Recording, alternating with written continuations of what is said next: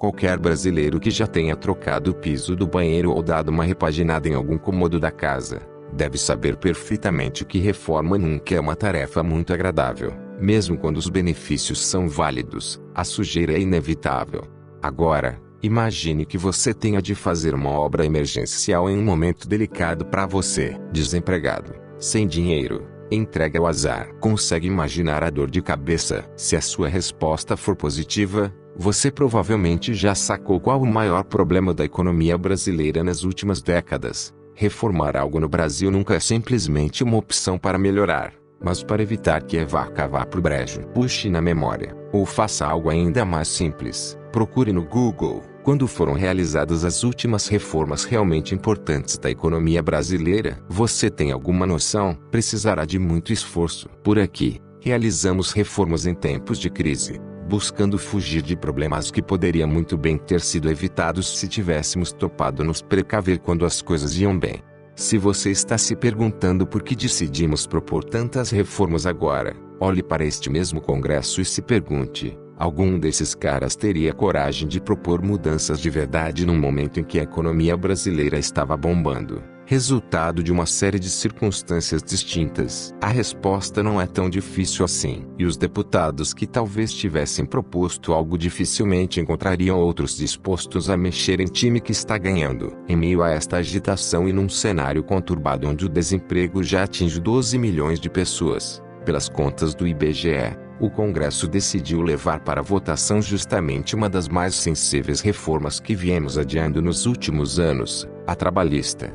O resultado, como era previsível, é uma disputa de visões e, especialmente, um conflito de interesses. Para os sindicatos, fortemente afetados com o fim do imposto sindical, que retira 3,9 bilhões de reais anuais dos seus cofres, a reforma fragiliza as relações trabalhistas. Por outro lado, há aqueles que defendem que mudanças como esta simplificam as relações entre patrões e empregados e facilitam contratações, diminuindo o desemprego. Se você está perdido no meio dessa batalha, está no lugar certo. Aqui, elaboramos um guia prático sobre os pontos mais relevantes da reforma aprovada pelo Congresso, e em que tudo isso impacta na sua vida. Afinal, de onde saiu este papo de reforma trabalhista? Criada em uma época onde mais da metade da população brasileira ainda vivia no campo e alfabetização e energia elétrica eram artigos de luxo, a consolidação das leis trabalhistas, que você conhece como CLT, é provavelmente uma das legislações mais controversas do país, e razões para isso não faltam. Como comenta o professor José Pastore, da FEA-USP, hoje, boa parte da lei perdeu o sentido, porque as condições de trabalho, de tecnologia e de produção mudaram completamente. Apesar disso, no entanto, a CLT é bem menos abrangente do que aparenta. Nada menos do que 4 em cada 5 brasileiros em idade produtiva, ou metade dos que efetivamente trabalham, estão fora da sua zona de cobertura. Nas regiões Norte e Nordeste, o índice de trabalhadores com cobertura da legislação mal passa dos 40%, enquanto no Sudeste, região mais industrializada, atinge o pico de 60%. Em boa parte, a informalidade tem como causa a própria legislação. Segundo um estudo da consultoria internacional em nenhum país do mundo pagam-se tantos impostos sobre o trabalho quanto no Brasil. Por aqui, a cada R$ 100 recebidos pelo trabalhador, R$ 57,56 são imposto puro, vão parar nas mãos do Estado. Some a isso os benefícios trabalhistas, o custo do tempo não trabalhando, como os feriados, os custos de treinamento, administração de pessoal, cotas, reposições e, na prática, a cada R$ 1.000 em salários, cada empresa acaba tendo de despender R$ 2.920. Não fazia ideia. Saca só. Imagine, por exemplo, que um adolescente sem escolaridade que tenha completado sua maioridade recentemente precise produzir 3 salários mínimos na esperança de receber um salário de fato. Parece improvável ele se dar bem no final dessa história. Não é exatamente uma coincidência que 1 em cada 4 jovens brasileiros que procura por emprego esteja desempregado, o dobro da média nacional. Para boa parte dos que defendem uma reforma, a maior preocupação com o fato de que, em 2017, lidamos com relações de trabalho a partir de uma lei escrita em 1943. está na dificuldade de enquadrar novas formas de trabalho e proteger os trabalhadores ao mesmo tempo. Relações de trabalho à distância, como o home office, ou a de um motorista de aplicativos como o Uber ou o Cabify, por exemplo, não estão previstas na legislação e, portanto, acabam tornando vulneráveis aqueles que estão nesta situação. Da mesma forma, trabalhadores terceirizados são excluídos do jogo. A relação entre informalidade e renda menor é direta. Menos proteção jurídica leva os trabalhadores a terem fontes de renda mais incertas, gerando ganhos menores para as famílias. A superproteção, no entanto, acaba criando um problema tão grave quanto. Temos por aqui metade dos processos trabalhistas do mundo. São 3 milhões de processos a cada ano ingressando na nossa Justiça do Trabalho. O resultado é que, na maior parte do tempo, nós gastamos mais para manter a Justiça do Trabalho funcionando do que pagando benefícios aos trabalhadores. Cada cidadão com carteira assinada no país paga hoje R$ 443,86 para manter essa burocracia. Em números brutos, são 17 bilhões de reais de custos da justiça pagos pelos 38,3 milhões de brasileiros cobertos pela CLT. De forma contraditória, nossa legislação estimula demissões em tempos de crise. Nós somos o segundo país do mundo onde os trabalhadores passam menos tempo no emprego, segundo o Banco Mundial. Pense, por exemplo, que a cada ano que passa, demitir um funcionário torna-se mais oneroso, por razões como a multa sobre o FGTS. Ao mesmo tempo, garantimos aqui certa facilidade para a obtenção do seguro-desemprego. O resultado, em média cada brasileiro passa 4 anos e meio no emprego, contra 11 anos de um alemão ou 10 de um espanhol. Tudo isso, claro, é custo para as empresas e menos produtividade. Não existe mágica. Não é difícil perceber porque a legislação necessita de ajustes. Ao mesmo tempo,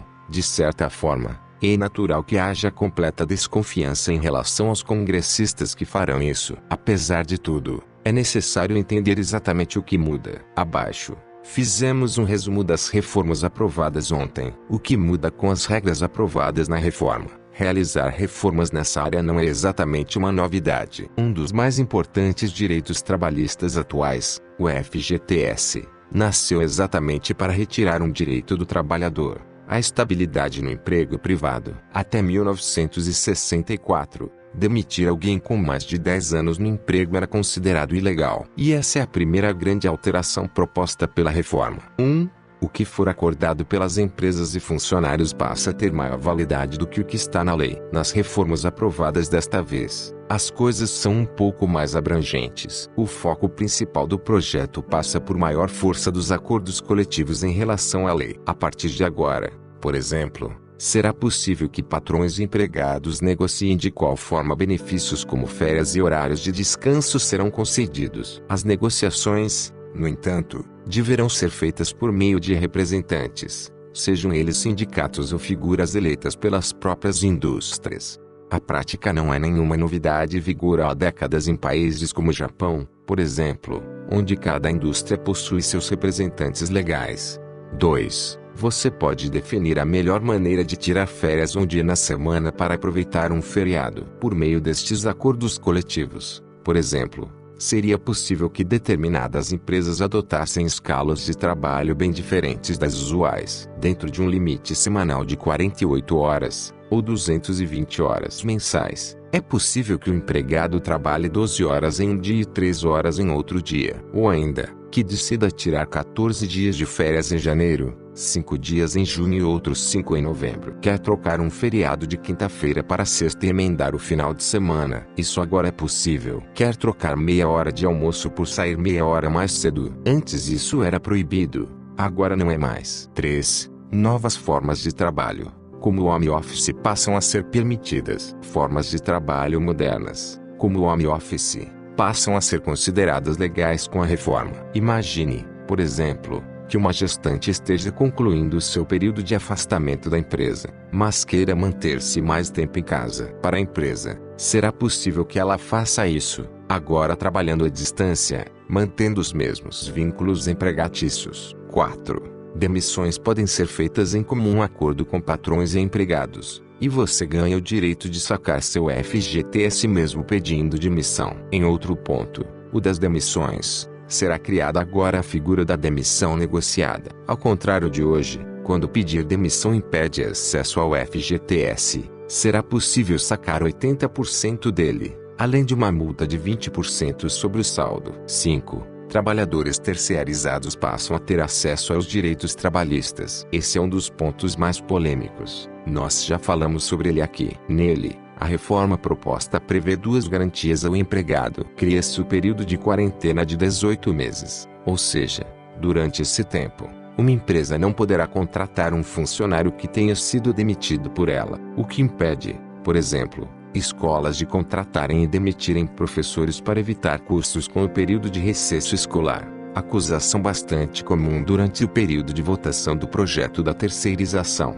Além desta garantia, o terceirizado passa a ter a certeza de que, em caso de falência ou simplesmente não pagamento de parte dos seus direitos pela empresa que lhe contratou, a empresa contratante ficará responsável por arcar com eles. Nada disso causou tanta polêmica, no entanto, quanto o próximo item dessa lista. 6. Você deixa de ser obrigado a pagar o imposto sindical. Com mais de 15 mil sindicatos registrados, era de se esperar que nenhum país do mundo conseguisse superar o Brasil quando o assunto é assegurar proteção ao trabalhador, certo? Se sindicatos, afinal, existem para defender os seus interesses e nós os temos em maior número do que em qualquer outro lugar do planeta, a lógica incontestável é que deveríamos ter trabalhadores mais assegurados que na Dinamarca, por exemplo, onde apenas 164 sindicatos atuam, ou no Reino Unido, onde somente 168 dão as caras. A correlação, no entanto, você já deve imaginar, não existe. Mesmo tendo 50 vezes mais sindicatos do que a Dinamarca, ou 60 vezes mais do que o Reino Unido, menos trabalhadores estão ligados a estes sindicatos por aqui do que por lá. E a razão para isso é de fácil explicação. Um sindicato no Brasil não precisa de filiados para ganhar dinheiro. Graças ao chamado imposto sindical, que retira um dia do seu trabalho todos os anos e repassa aos sindicatos, é possível, entre outras bizarrices, um sindicato da indústria de camisas para homens e roupas brancas de São Paulo, ou ainda um sindicato de trabalhadores em entidades sindicais. E nada disso é piada. Por ano, são 3,9 bilhões de reais distribuídos entre 11 mil sindicatos de trabalhadores e 5 mil sindicatos patronais. Na reforma recém-aprovada, o imposto deixa de existir, apesar de todo o lobby realizado por deputados como o presidente da Força Sindical, Paulinho da Força. Não é uma coincidência que isso gere tantos protestos nesse momento. 7. Contratos temporários menores também poderão garantir direitos trabalhistas. Por fim, há os contratos temporários. Imagine, por exemplo, que um determinado restaurante descubra que nos finais de semana possua maior demanda. Neste mesmo restaurante, há 15 garçons para atender um público que durante a semana se resume a 600 pessoas por dia, mas nos finais de semana dobra para 1.200. Na situação atual, este mesmo restaurante teria de se contentar em ver seu atendimento piorar nos dias de maior demanda, ou contratar alguém para trabalhar apenas um dia, aumentando sua rotatividade e correndo o risco de atuar na ilegalidade. Com a nova mudança, este mesmo restaurante poderá agora contratar pessoas para trabalhar apenas nos finais de semana. Contratos flexíveis como este permitem alocar no mercado jovens que tenham que estudar durante a semana mas que necessitem contribuir com as contas de casa. Imagine ainda que, em cada dia do final de semana, estes mesmos jovens trabalhem 12 horas. O que muda, na prática? Quem hoje trabalha menos de 44 horas semanais não possui direitos trabalhistas. Agora poderá ter.